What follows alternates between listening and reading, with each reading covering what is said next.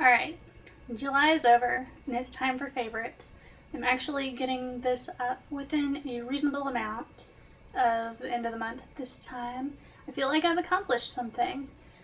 I had a request to do a brush favorites video, and since it's time for favorites, that's what we're going to do. This month is going to be all my favorite brushes. One of my all-time favorites, and it looks like it wouldn't really be a very important brush, but I really can't do without it, is the Hakuhodo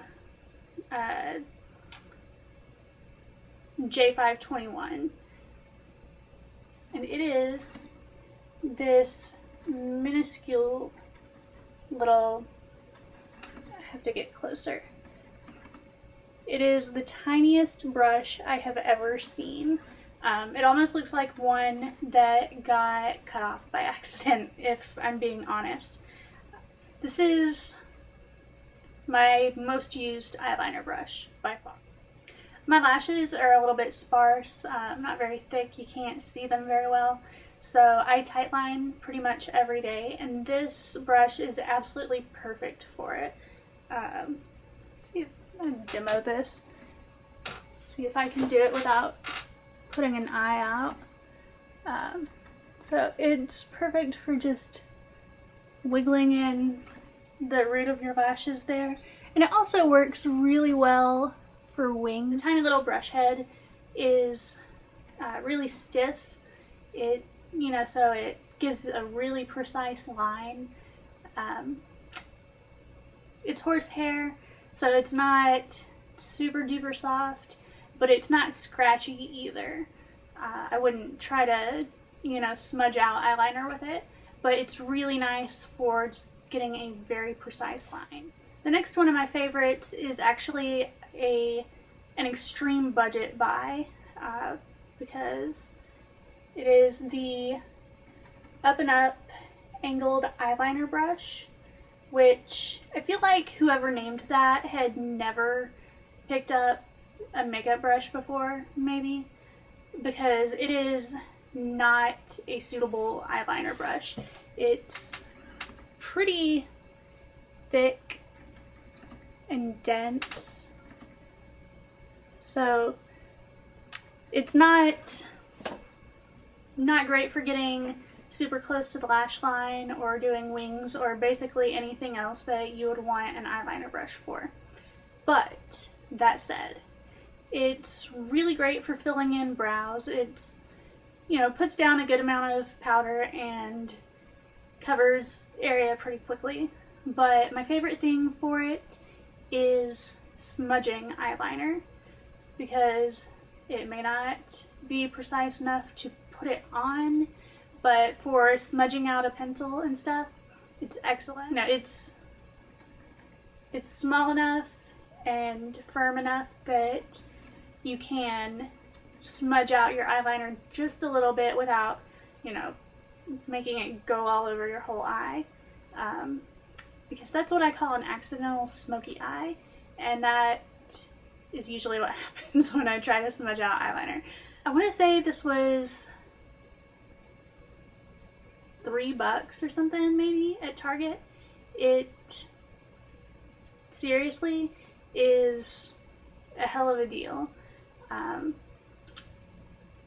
It's all put together really well. The ferrule doesn't wiggle against the handle. It hasn't shed a single hair. I'm curious to see if the rest of them are this good, because this, $3 brush or whatever has lasted a couple years, and it basically looks brand new. Next up, and I apologize, some of my brushes are looking really scruffy today, because I didn't want to, put this off to wash them and keep putting it off and keep putting it off, and pretty soon it's almost September, and what month? Yeah, September, and I haven't done July favorites yet. So, excuse the grossness, please. So yeah, the next brush, and I use this literally every day that I put makeup on.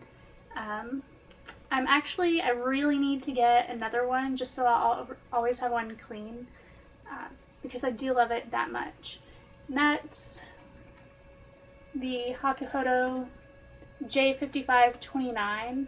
It's just a little, tiny little fluffy blending brush. It's fantastic for blending between colors on the lid. I have small eyes, so something, like the MAC 217 size that I see a lot of other YouTubers use, it just goes all over the whole lid and everything gets muddy, and it just really isn't the effect that you're looking for. But this is small enough to blend between colors on the lid, and it's also great for blending the lower lash line. It's really soft. Hakuhodo white goat hair is absolutely amazing.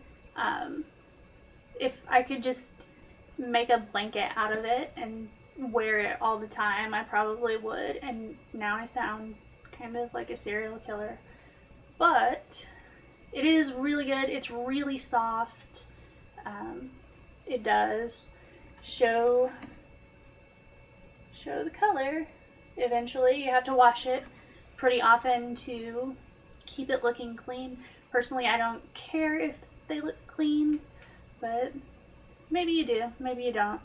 It doesn't stain though. That's a good thing about it. And my last eye brush and that's in quotes because I don't just use it for my eyes, is the Hakuhodo J5523.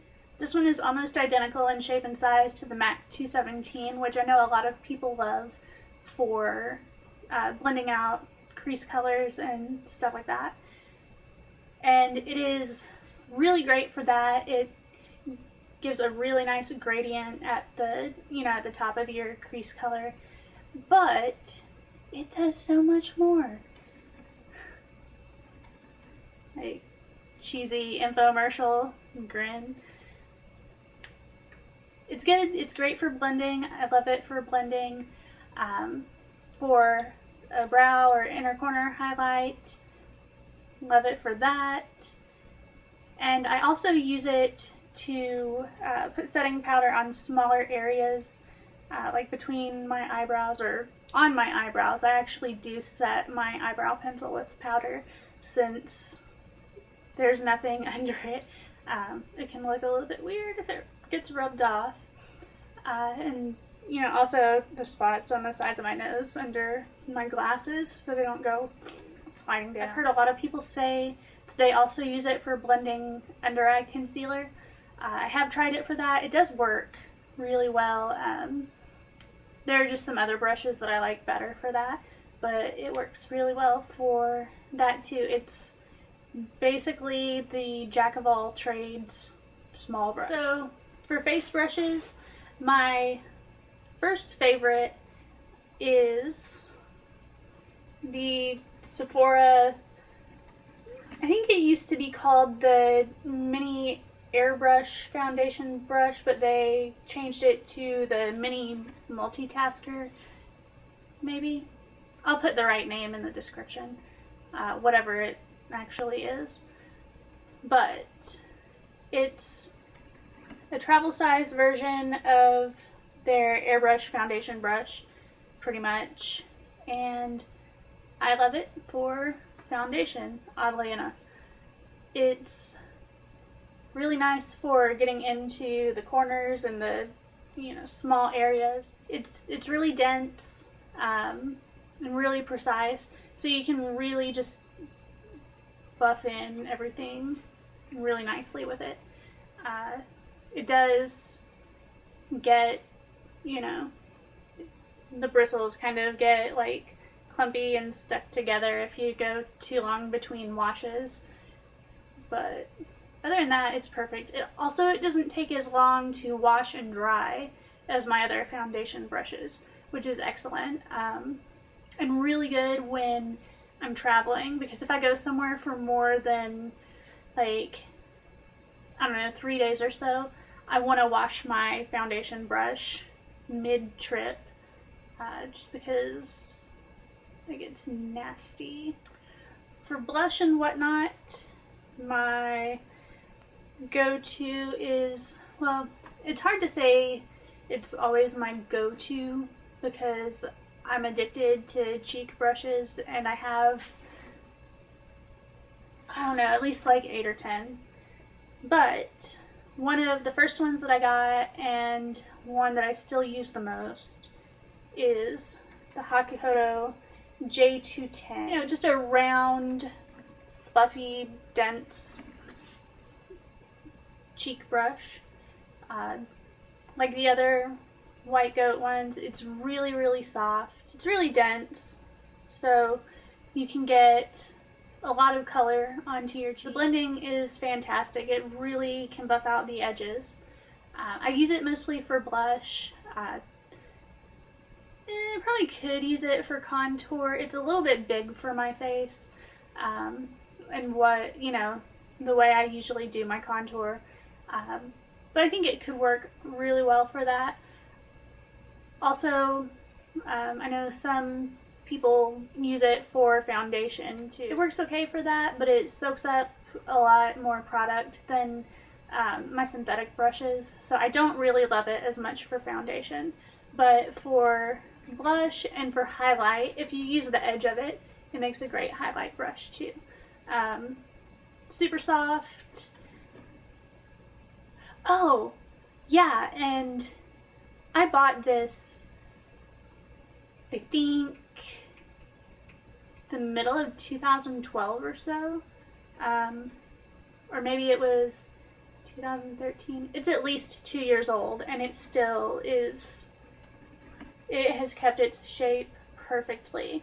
It fluffs out a little bit at the first wash, but this is exactly the same shape that it was as the first time I washed it, which I think is amazing. So that one I don't love for contouring, but I found a better one, which is the Ray Morris Square Kabuki, number 4, if you're going by the numbering system. It is miniature. It's so tiny, but that makes it really perfect for contouring on small faces, because it, you know, you get that really precise line, you know, right there. I even can use it on my nose, so I can do all my contouring with it, which makes it really convenient. It's blue squirrel, so it's incredibly soft. Doesn't make my skin blush like, you know, some firmer brushes do, and it's,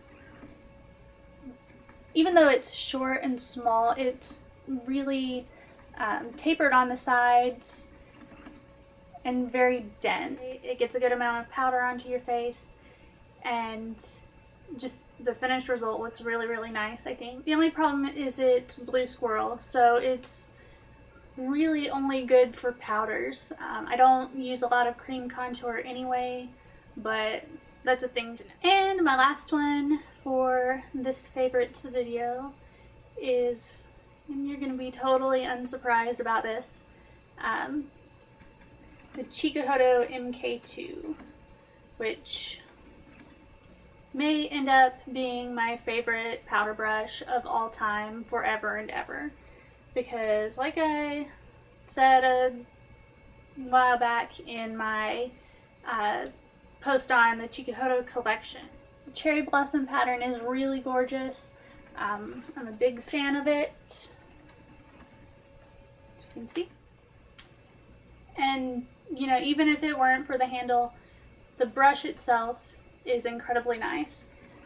It's gray squirrel all the way through, not a blend,